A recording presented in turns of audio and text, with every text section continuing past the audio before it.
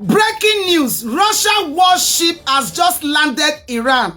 The other day it was China. Now it is Russia. The two countries, Russia and China, are joining hands together with Iran to fight with America. And according to the news, they say wherever their ship is being located, is being positioned, no American fighter jet or American missiles will ever come there. Because why? If not, it is going to be a war between Russia or China and America.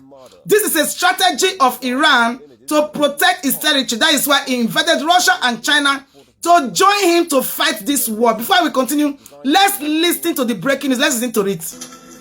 All right, so let's start with some breaking news that has just come in, where Russia has now sent a massive warship to Iran. The Russian and the Iranians are set to embark upon some naval drills. The naval exercises are taking place in the Gulf of Oman. Now, this, remember, is the same area of the high seas where the Americans have stationed their naval armada. And these are the images of the Russian corvette Dike arriving at the Iranian port of Bandar Abbas. Now, this Russian ship is designed for multi-role operations, including anti-surface, anti-air, and anti-submarine warfare. The exercises will see the warships of both nations maneuver alongside one another as the American naval forces, including the powerful American Carrier Strike Group, maintains its presence nearby. Now, Tehran has said that a helicopter carrier belonging to the Navy of the Russian Federation has entered into Iran's southern waters. Now, the backdrop, remember, is unmistakable. The Americans, in order to impose more pressure on the Iranians in these negotiations, have surged their naval defense presence in the wider region. And Donald Trump has deployed major naval assets, including the carrier strike groups, to press Iran during these indirect nuclear talks. The proximity of the Russian and the Iranian drills to an American carrier group is sending ripples through global strategic circles, and analysts see it as more than just routine training. This is a clear signal of cooperation at sea, a message to a world that is watching the balance of power shift in West Asia and beyond.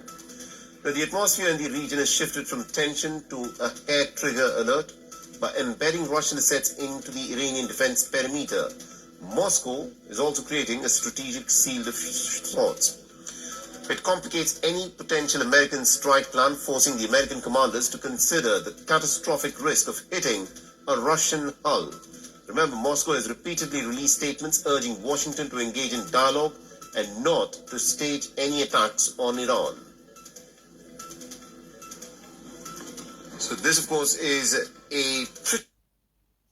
See what Russia is doing now. Images on your screen. We see that Russia and China have deployed their naval elements to the region. We're saying that a real fire current control exercise has begun. We look at the United States. It has increased its presence in the region. While the negotiation process continues, it is prioritizing its military presence. And while we're discussing all this, a Russian ship has anchored off the Iranian coast. Those images are currently on your screens. Please take a look. Now, of course, the anchoring of this ship means that the United States cannot strike this base. If they wanted to strike, it would mean they would hesitate, because you're not striking Iran here. The moment you strike this base, you also take on Russia. Or the moment you try to strike the place where Chinese ships are located, there is a possibility that you will take on China because of the possibility of harming them. Then perhaps America won't agree to that. So Iran has developed a very important policy here.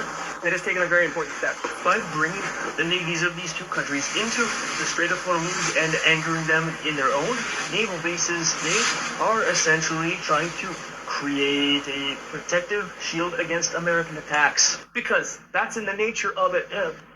Let's say the U.S. administration, Trump, wants to confront China and Russia so they can take a stand. If they don't want to, then Iran will get what it wants. These naval forces are here to create a deterrent effect. This is an important step taken by Iran.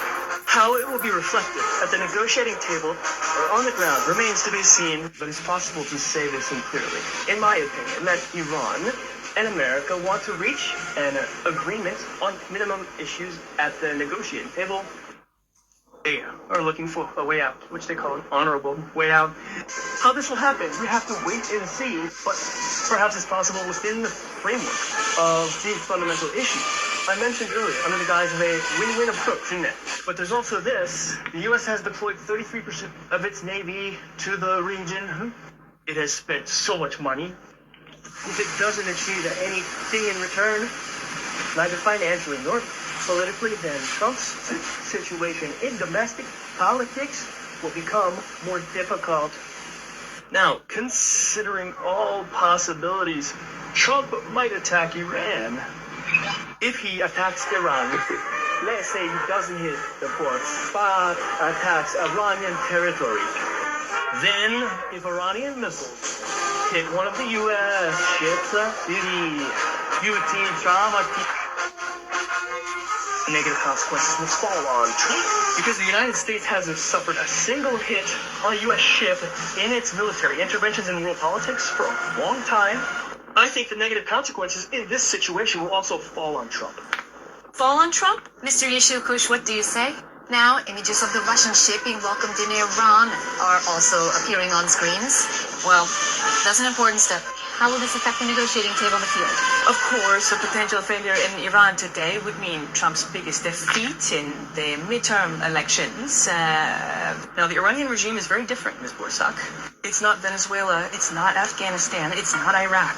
Yes, you got Saddam Hussein there, Iraq ended, but it's not like that here. First of all, it's very difficult to dismantle the ideology here. Therefore, as you may have noticed, Trump, after his meeting with Netanyahu, is still saying that he wants the negotiations to continue because he is also aware of the negative consequences that would come to him with a potential failure.